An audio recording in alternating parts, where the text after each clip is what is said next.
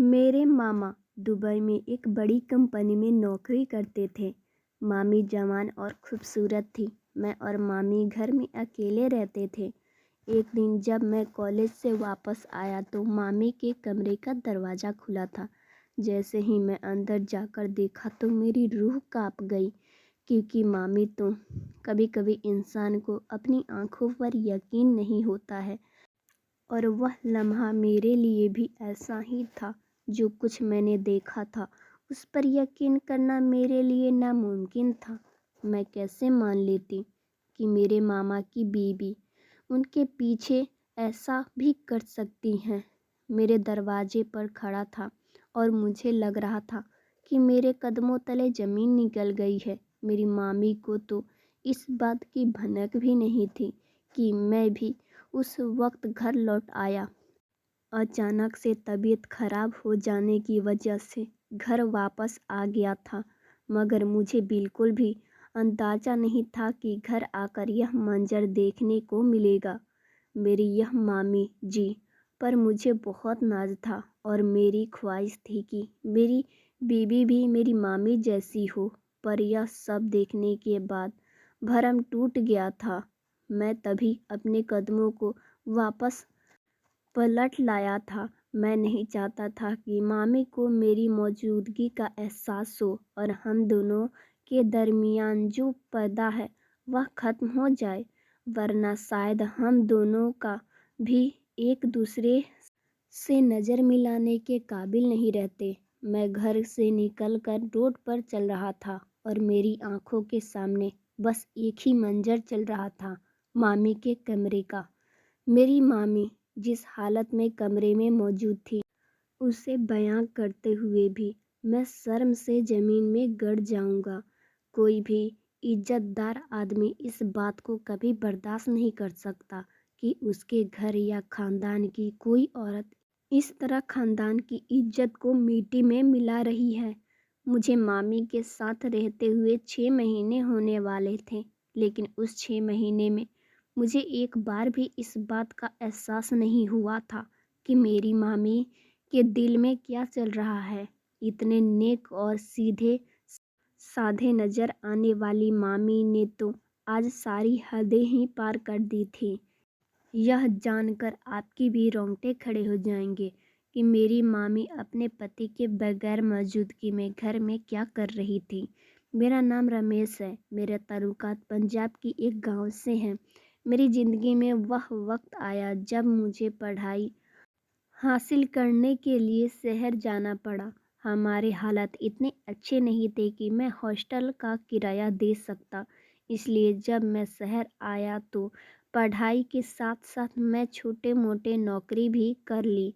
शहर में मेरे मामा भी रहते थे, लेकिन मुझे इसके घर जाकर रहना कुछ मुनासिब नहीं लग रहा था, क्योंकि उसकी शादी को 2 महीने ही हुए थे और 5 दिन में उन्हें वापस दुबई चले जाना था। लेकिन जैसे ही मेरे मामा को इस बात का पता चला कि मैं पढ़ाई के लिए शहर आया हूँ और उनसे मुलाकात नहीं हुई तो मुझे फ़ोन करके बहुत नाराज़ हुए। मैंने डरते हुए मामा को बताया कि उनकी नई नवेली शादी की वजह से मैं उनके घर नहीं आया हूँ, कि कहीं मेरी वजह से आप लोग परेशान ना हो जाए। यह सुनकर तो मामा मुझसे खफा हो गए और कहने लगे कि तुम्हारी मामी बहुत ही अच्छी है, बहुत ही ज़्यादा मोहब्बत करने वाली है।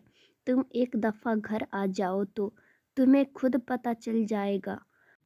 मामा की नाराज़गी को देखते हुए मैं उनके घर चला गया। मैं पहली दफ़ा अपनी मामी से मिला था, क्योंकि जब उनकी शादी थी तो मेरे एग्ज़ाम चल रहे थे, इसलिए मैं उनके साथ नहीं रहना चाहता था। मामी से मिला, मैं तो हैरान ही रह गया, क्योंकि वह मेरे मामा से बहुत कम उम्र और खूबसूरत थी। शायद यह सब मामा के दुबई वाली नौकरी और पैसे का कमाल था। मामी मुझे ही बहुत मोहब्बत करने वाली मिली और कहने लगी कि रमेश, यह तो तुम्हारा ही घर है। बहुत बुरी बात है जब यहाँ तुम्हारे रिश्तेदार मौजूद हैं तो तुम्हें इस तरह होटल में ज़िंदगी गुजारने की क्या ज़रूरत है? कल ही अपना सामान उठाओ और हमारे घर शिफ्ट हो जाओ। अभी तुम्हारे मामा को जाने में 20 दिन बाकी है और तुम्हारी मामा के जाने के बाद यह घर तुम्हारा ही रहेगा। मुझे भी एक सहारा मिल गया, वरना मैं तो यही सोच सोच कर परेशान हो रहा था कि तुम्हारे मामा के जाने के बाद मैं अकेले किस तरह रहूँगी। बात सुनकर मैं उनकी अंदाज से बहुत ही ज़्यादा खुश हो गया। ऐसा लग ही नहीं रहा था कि जैसे उनकी और मेरी पहली मुलाकात है। मामा ने मुझ पर बहुत ज़्यादा जोर डाला कि अब मैं हॉस्टल में रहने की बात ना करूं। अगर करूंगा तो वह कभी मेरी शक्ल नहीं देखेंगे। अगले ही दिन मजबूर होकर मैं मामा के घर शिफ्ट हो गया। इस तरह मुझे पढ़ाई करने के साथ साथ नौकरी भी करने की ज़रूरत नहीं थी और मैं अपनी पढ़ाई पर पूरी ध्यान दे सकता था। लेकिन मुझे क्या मालूम था कि मेरा यह फैसला मेरी ज़िंदगी को रोक बनाने वाला है। 20 दिन झटपट गुजर गया है और मामा के जाने का वक्त आ गया। मामा एयरपोर्ट पर मेरे गले लगे और कहने लगे कि मैं अपनी बीवी को तुम्हारे हवाले करके जा रहा हूँ। तुम इसका ध्यान रखना और पढ़ाई भी अच्छे से पूरी करना। मैं मामा से वादा कर लिया कि मैं मामी को किसी तरह की कोई तकलीफ़ नहीं होने दूँगा और घर और मम्मी का बहुत ख्याल रखूँगा। मामी भी मेरे साथ एयरपोर्ट पर ही मौजूद थी। मामा को छोड़कर हम दोनों घर आए और मामी बहुत उदास नज़र आ रही थी। काफ़ी देर तक वह अपने कमरे में बंद रही और रात हुई तो जब कमरे से बाहर निकली तो मुझसे बात करने लगी और कहने लगी कि तुम्हें मेरे खाने पीने का ख्याल ही नहीं आया। पति के जुदाई ने उन्हें बहुत दुख पहुंचाया है। मैंने मुस्कुराकर कहा, मामी कोई बात नहीं, मैं जानता हूँ कि आप बहुत ज़्यादा दुखी हैं। मेरी बात सुनकर मामी कहने लगी कि मेरा नाम नब्या है, तुम मुझे नब्या कहकर पुकार सकते हो।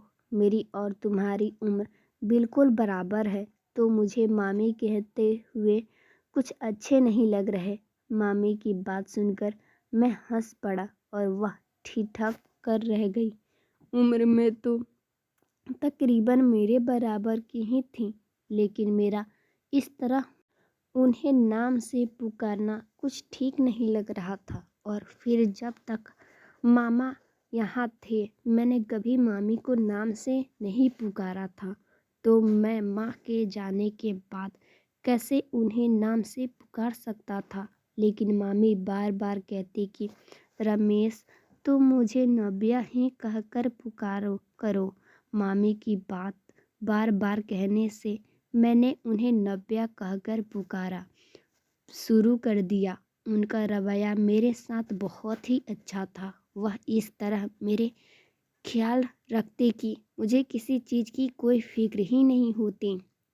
मेरा उठना बैठना खाना पीना सब कुछ नब्या के साथ ही हो गया था। मैं जब तक यूनिवर्सिटी से लौट कर आया तो मेरे इंतज़ार में बैठी रहती और मेरे साथ ही खाना खाती। अक्सर मामा का फ़ोन आता तो हम दोनों एक ही साथ बैठे होते और वह मेरे सामने ही मामा से खूब सारी बातें करती और मेरी भी मामा से बात करवाती। मेरी मौजूदगी में मामा पूरी तरह बेफिक्र हो गए थे कि उनकी बीबी अकेले नहीं है। मामी को कहीं भी घूमने जाना होता तो वह मेरे ही साथ जाती। वह शॉपिंग पर भी मुझे ही लेकर जाती। हर गुजरते दिन के साथ हम दोनों एक दूसरे के करीब हो जा रहे थे। मामी का अंदाज इस तरह का मोहब्बत करने वाला था कि मैं कभी कभी हैरान रह जाता। पता नहीं उन्होंने मामा को किस तरह शादी कर ली थी, जबकि ना ही उनकी उम्र मामा के बराबर थी और ना ही उनके अंदाज मामा जैसे थे। देखा जाता था तो दोनों एक दूसरे से बहुत ही अलग थे। मामा को गए हुए पूरे 1 महीने हो गया था और उस 1 महीने में मैं और नव्या एक दूसरे के साथ बहुत अच्छी तरह रह रहे थे। एक दिन मेरे कॉलेज के दोस्त किसी काम से घर आए तो नव्या को देखकर हैरान हो गए। मैंने उन्हें बताया कि यह नव्या मेरी मामी है, तो उन्होंने बिल्कुल भी यकीन नहीं हुआ और फिर जब नव्या उन्हें शरबत देकर चली गई तो वह कहने लगे कि यार, इतनी हसीन मामी होने के बाद भी तुम्हारा मामा कैसे दुबई चला गया? इतनी खूबसूरत बीबी को तन्हा छोड़कर कैसे जा सकता है? तुम्हारे मामा को जरा खौफ नहीं आया? अपने दोस्तों की बात सुनकर मैं उन्हें खामोश रहने को इशारा किया तो वह लोग आहिस्ता आहिस्ता बात करने लगे। इतनी खूबसूरत लड़की के रहते हुए तो कोई भी उसका आशिक हो जाता है। मेरे दोस्त मेरी मामी पर जैसे आशिक ही हो गए थे। मैंने उन लोगों की बातों को मजाक में टाल दिया था, लेकिन रात को जब नव्या किचन में चाय बना रही थी तो मैं इत्तेफाक से पानी लेने निकला था। मैं पानी की बोतल लेना भूल गया था और रात के 1 बजे प्यास लगने पर मुझे कमरे से निकलना पड़ा। पहले तो नव्या को किचन में देखकर मैं चौंक गया। मैं उन्हें अजीब नज़रों से देख रहा था, पर उसे कोई भी ऐसी बात पता न चली हो। मैं हमेशा के लिए उनकी नज़रों में गिर जाऊंगा। मुझे बार बार यह ख्याल सता रहा था कि नव्या मेरी मामी है और उसके लिए मेरे ऐसी बात बिल्कुल भी ठीक नहीं है। मेरे अंदर एक जंग छिड़ गई थी। कभी मुझे मामी का ख्याल आता तो कभी नव्या का। मेरी मामी आहिस्ता आहिस्ता करीब आ रही थी और मैं खुद को नव्या से दूर रखकर पढ़ाई में ध्यान दे रहा था। उस रात के बाद मैं खुद को नव्या से बहुत ज़्यादा दूर कर लिया था। मेरे दोस्त अक्सर ही पढ़ने के लिए मेरे पास आया करते थे। नव्या भी आकर हमारे पास में बैठ जाती थी और बहुत बातें करती थी। बेचारी तन्हाई का शिकार थी। कभी कभी तो मुझे मामा पर गुस्सा आता था कि उन्होंने नव्या को अपने साथ ले जाना चाहिए था, या फिर वह खुद ही हमेशा के लिए वापस आ जाते। अपनी बीवी को तन्हा छोड़कर जाना अच्छी बात तो नहीं है, लेकिन मामा को अपने दुबई की नौकरी बहुत ज़्यादा ज़रूरत थी। मामा को भी अकेले दुबई में रहते हुए सालों गुजर गए थे। उन्हें वहाँ के पैसों की आदत हो चुकी थी और पंजाब वापस आकर उसका गुजारा मुमकिन नहीं था। मेरे दोस्तों के मामी के साथ अच्छी खासी दोस्ती हो चुकी थी और अब हम सब के दरमियाँ एक बेतकलीफ़ वाला माहौल बन गया था।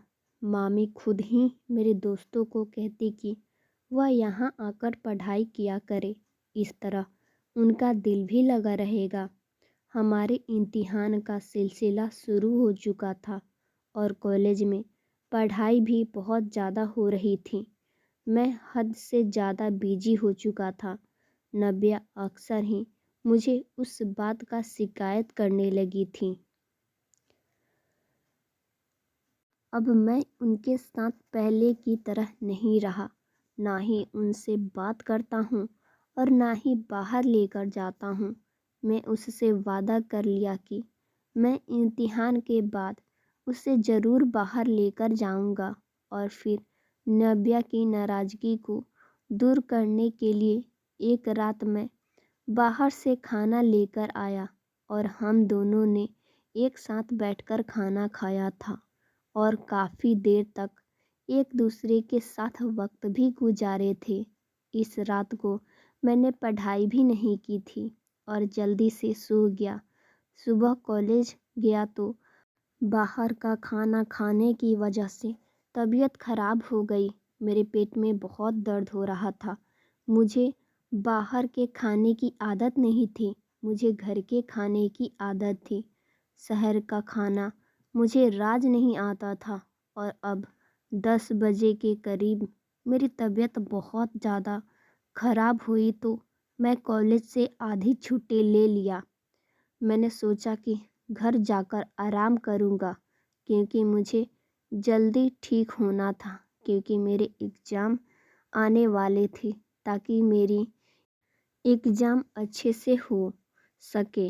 मगर मुझे क्या खबर थी कि मेरे घर जाकर मुझे एक ऐसा मंज़र देखने को मिलेगा जिसे देखने के बाद मुझे अपने पैरों पर खड़ा होना मुश्किल हो जाएगा।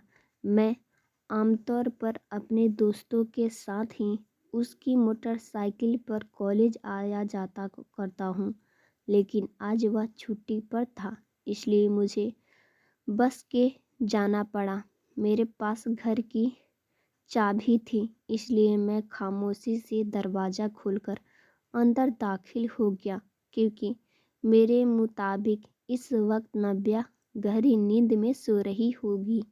लेकिन जैसे ही मैं नव्या के दरवाजे के पास पहुंचा तो मेरे होश उड़ गए। उसके कमरे का दरवाज़ा खुला हुआ था और जब मैं कमरे में झांका तो मेरे सर पे आसमान गिर गया। उसे देखकर मेरा खून खौल उठा, क्योंकि वह तन्हा नहीं थी, बल्कि उसके साथ मेरा सबसे अच्छा दोस्त मौजूद था, जो कि आज छुट्टी पर था। और उन पर नव्या की सारी हकीकत मेरे सामने आ गया था। वह दोनों मेरे पीठ पीछे जो खेल रच रहे थे, उसके बारे में मैं तो सोच भी नहीं सकता था। यह शहर वाले तो मेरी सोच से भी कई ज़्यादा आगे होते हैं। नव्या हंसते हुए मेरे दोस्त से कहा रही थी कि तुम्हारा दोस्त वाकई में नामर्द लड़का है। कई दफ़ा मैंने उसे अपनी तरफ तवज्जो देने की कोशिश की, लेकिन मेरी खूबसूरत और हुस्न तो जैसे उसके लिए कोई मायने ही नहीं रखता। और फिर हर गुजरते दिन के साथ मुझे उस बात करके यह यकीन हो गया कि वह नामर्द है। जैसे मैं पूरी तरह तन्हाई में रहती थी, लेकिन उसने मेरी तरफ नज़र उठाकर नहीं देखा। तो मेरे दोस्त हंसकर कहने लगा, कोई बात नहीं नव्या, तुम्हें मैं जो मिल गया हूँ तो मेरे साथ खुश रहो। तो नव्या कहने लगी कि वाकई में यह मामा भांजे तो सच में नामर्द हैं। एक मुझे तन्हा छोड़कर चला गया और दूसरे को मैं तन्हा मिली भी तो उसने मुझे पर पूरी तरह नज़रअंदाज कर दिया। मैं जवान हूँ, हसीन हूँ, कब तक इस तरह तन्हाई की ज़िंदगी गुजारूँ। मेरा पति समझता है कि वह मुझे ढेर सारे पैसे भेजकर अपने साथ हमेशा के लिए बांध सकता है। मुझे सिर्फ उसके पैसे नहीं बल्कि उसके साथ की भी ज़रूरत है। मेरे लाख रोकने के बावजूद भी जब वह मुझे छोड़कर चला गया तो मैं क्यों ना गलत रास्ता तैयार करूं। मामी की सारी हकीकत जानने के बाद मैं घर से निकल आया था, क्योंकि अगर आज मैं उनके सामने चला जाता तो शायद वह कभी खुद से नज़र नहीं मिला पाती। मैं फुटपाथ पर बैठकर सोच रहा था कि नव्या गलत है या फिर मेरे मामा, क्योंकि मेरे मामा नव्या को तन्हा छोड़कर चले गए थे और उन्हें ऐसा नहीं करना चाहिए था। लेकिन नव्या जिस तरह उसके इज्जत की धज्जियाँ उड़ा रही थी, वह भी तो ठीक नहीं था। बहुत सोच समझकर मैं एक फ़ैसला किया और मैं अपने मामा को फ़ोन कर दिया। उन्हें बताया कि नव्या आपके बगैर बिल्कुल भी ठीक नहीं है। वह सारा वक्त उदास रहती है और अगर ऐसा ही रहा तो शायद तन्हाई से मर जाएगी। इसलिए मामा उसे अपने पास बुला लो। मेरी बात सुनकर मामा कहने लगे कि मेरे लिए भी तन्हा रहना बहुत मुश्किल हो गया है, इसलिए मैं खुद ही अगले हफ्ते वापस आ रहा हूँ और नव्या को सरप्राइज़ देना चाहता हूँ। इसलिए यह बात मैंने उनसे नहीं बताई। मैंने दोबारा हॉस्टल में रहने की बात की और अपना सारा सामान समेट लिया था। मेरी मामी ने मुझे इसलिए रोका था कि क्योंकि वह मेरा फ़ायदा उठाना चाहती थीं। जब मैं उनके काम न आया तो उन्होंने मेरे दोस्त को अपना निशाना बना लिया और अपनी ख्वाहिश पूरी करने के लिए मुझे यहाँ अपने पास रोकी थी। मुझे यकीन था कि मामा के आने के बाद मामी ऐसी कोई हरकत नहीं करेंगी। मैं नहीं चाहता था कि उनका रिश्ता खराब हो जाए, क्योंकि गलती दोनों की तरफ से हुई थी। इसलिए मैं अपनी सारी सच्चाई अपने दिल में दबा कर रख लिया और मामा के आने के बाद मैं खामोशी से दोबारा हॉस्टल शिफ्ट हो गया। मेरा दोस्त उस घर में आने जाने का मेरा ही जरिया था, और जब मैं ही नहीं रहूँगा तो उसका वहाँ कौन सा काम है। तो यह कहानी आपको कैसी लगी, कमेंट करके हमें ज़रूर बताइएगा। वीडियो अच्छी लगी हो तो वीडियो को लाइक कर दीजिएगा। चैनल पर नए हैं, चैनल को सब्सक्राइब कर दीजिएगा। मिलते हैं हम आपसे नेक्स्ट वीडियो में। Thanks for watching my video.